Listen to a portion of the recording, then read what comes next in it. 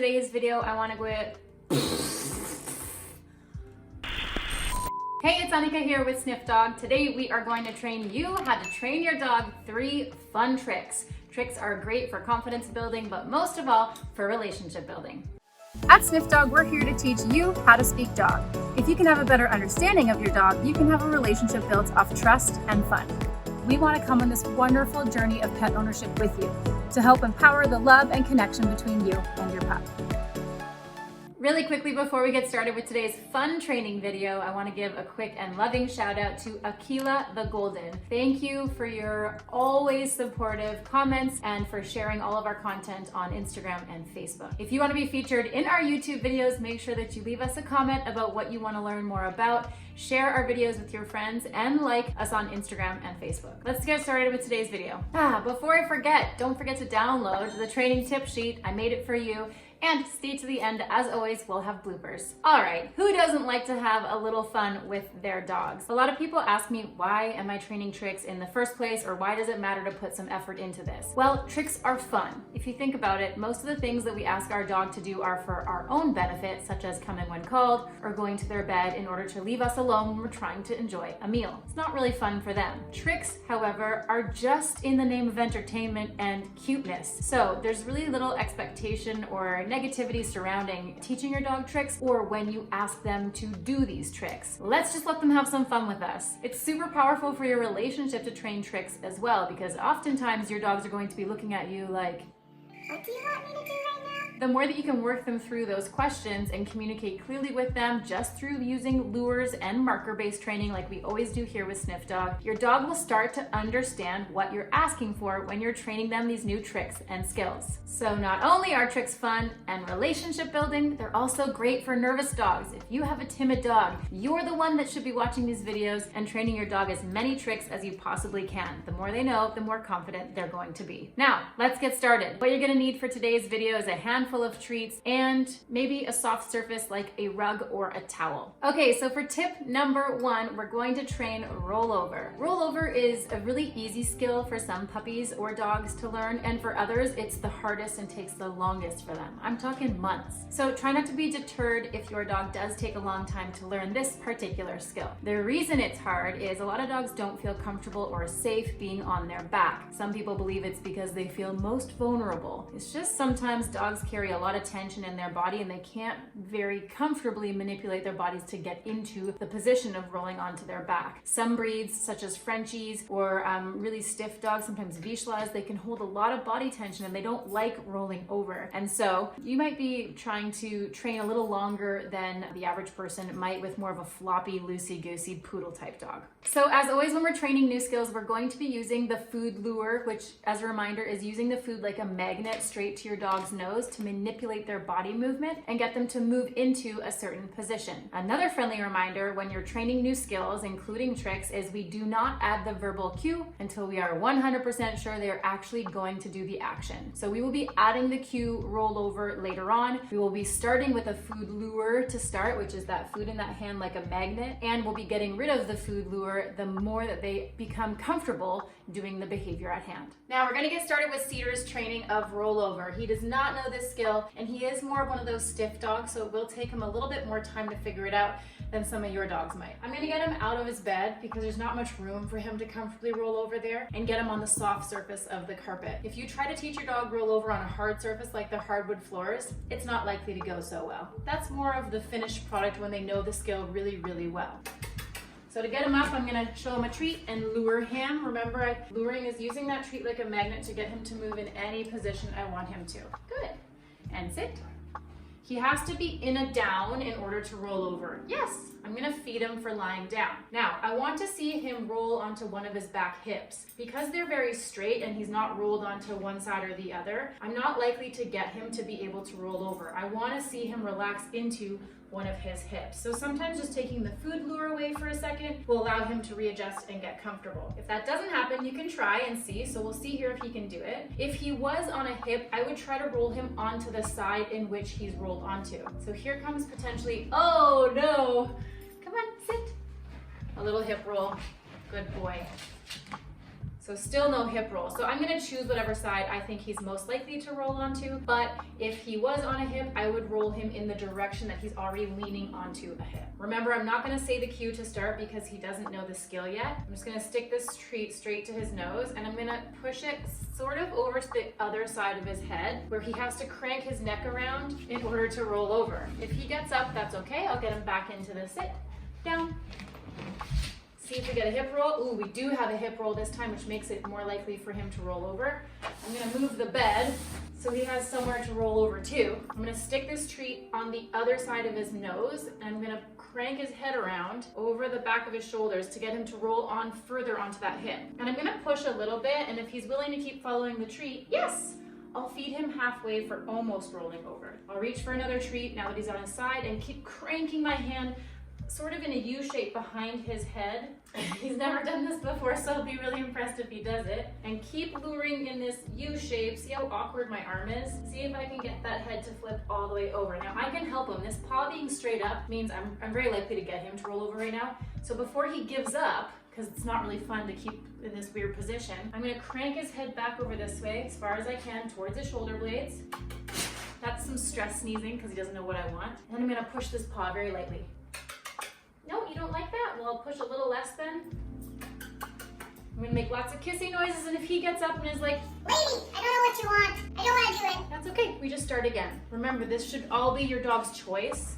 It's easy to roll them over when you've got those paws up, so you can push those paws, but that might scare your dog. So you do want to make sure that they're willingly rolling over. It's their choice that they're making to do it, and you're not forcing it too much. So again, we don't have a hip roll happening, which makes it hard for me to be able to train this. But when he goes onto a hip, which I can wait for, or I can lure him sort of into. I'm gonna stick that treat on the far side of his head. There's a hip roll, and crank this treat super slowly while he's licking at it, back over his shoulder blade. I think it'll be a miracle if I do get him to do a rollover. He has a hip injury, so this might not be a comfortable one for him. He gets up, we start again. Good boy. And I want to encourage him, this is hard work. He doesn't know what the heck I want right now. If he goes halfway down like that, yes, I'm gonna feed him because it's a half roll, and that's hard for a lot of dogs. So here we are, back where we started. I'm gonna push those legs a little bit. Oh, we're close. We're so close.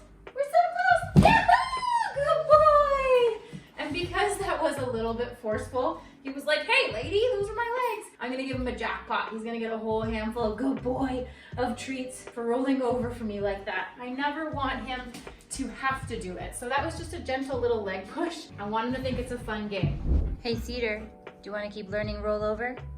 Okay, let's do it. All right, so although that little rollover he did before may have looked a little not enjoyable for him because it was quite a dramatic rollover because he's a big dog, he still wants to train with me, so we're gonna try again. Sit down. We're gonna try to get him on the carpet to see if that makes him a bit more comfortable, and he does seem to have a preference to rolling onto that side, so I'll keep trying to make that happen. So I'm gonna stick my hand to the side. There goes that hip roll, which is awesome. Good boy. And I'm gonna encourage him a lot. Good boy. What's this? No. Yes. Good boy. There's a side, so he gets a treat for sure. I'm gonna see if I can get more of a head turn. If you're having a trouble getting them to do it, you can use bigger lures or bigger chunk of food, higher value food. Oh, he's almost gonna roll on his own here. Good boy. You can do it. Good boy. Look at these feet. Good boy. Good job. No, okay, you don't want to, you don't have to. That's fine. Lie down. Good. Let's try one more time. See if we get that hip roll. Good boy. Yeah, good boy. You get a treat for that. See if we can get that side posture down. Yes, good boy. It's okay. Good. Yes, good boy. That bed is gonna be in the way. I'm gonna add even more lures in my hand to see if I can get him to offer it. Lift this foot up gently and keep luring. And again, if he wants to get up at any point and not have me touch this leg, that's okay, we'll stop. Good boy, that's a hard behavior, hey? Okay, one more time. Okay, good boy, that's okay. All right, now remember, training is supposed to be fun. So although Cedar didn't make it to the next few steps of rollover, I will help you figure out how to do that with your dogs. But always remember to try to end on a positive note. We don't want them thinking it's homework or that they're failing, especially if they're a nervous dog. So he wasn't able to do a full rollover. We're gonna keep working on it, maybe 1 minute a day for special treats. I'm always gonna bring high energy to it and make sure that we end before he's frustrated, because the stress panting he's doing is telling me, not that fun anymore. And so I always want to make sure that he is having fun. It's in partnership with me that he's learning these new skills. End it before they get annoyed with you. Now, if you're ready to progress to harder and harder rollovers, not like this boy here, which is no problem, you want to start to make sure that you are using a smaller and smaller lure as you go. So you might start with a really big one and then progress to a smaller and smaller one, or you might get rid of the lure entirely. So your hand looks the exact same going behind their head, but you're no longer relying on the food being in your hand. Once you're 100% sure your dog will roll over when you use the hand signal, that's when you start to add the verbal cue. So you would say, roll over, and then do the hand signal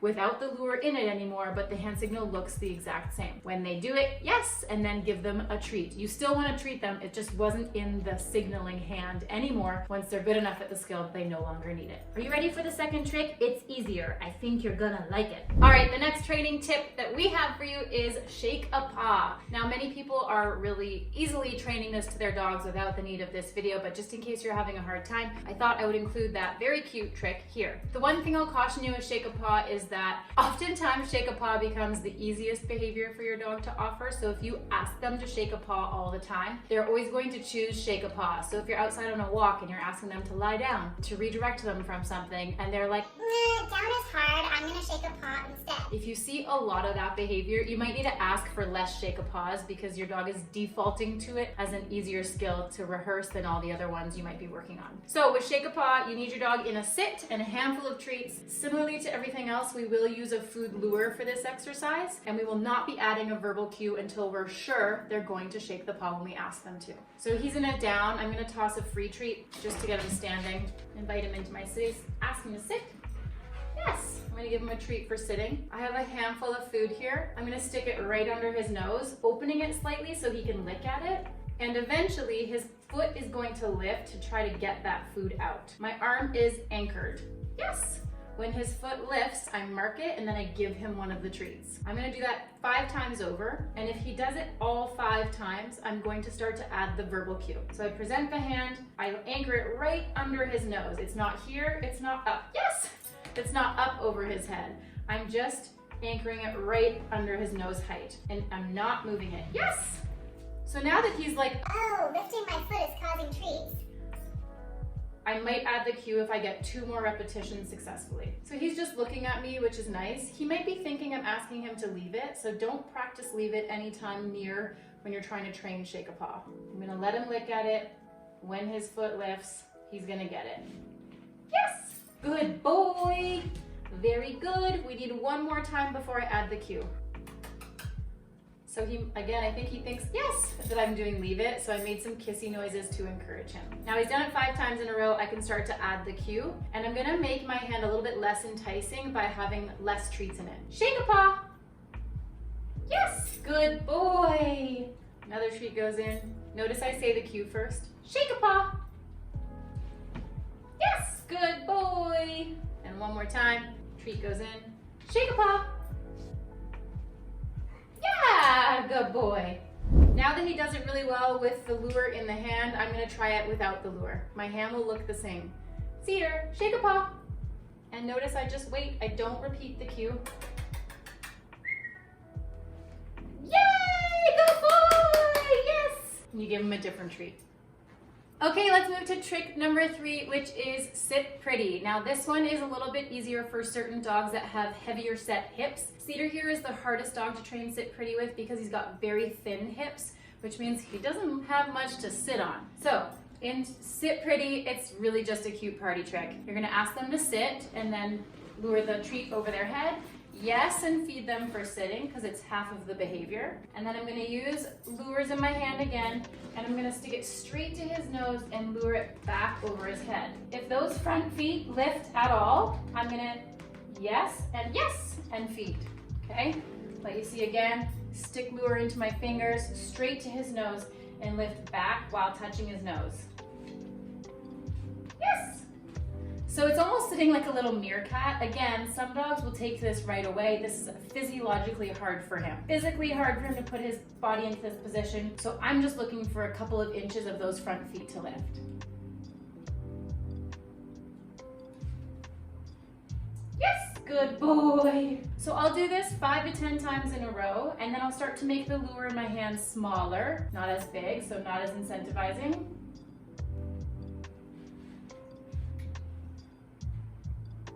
And notice I'm not saying anything, I'm just luring him over and over till his front feet lift.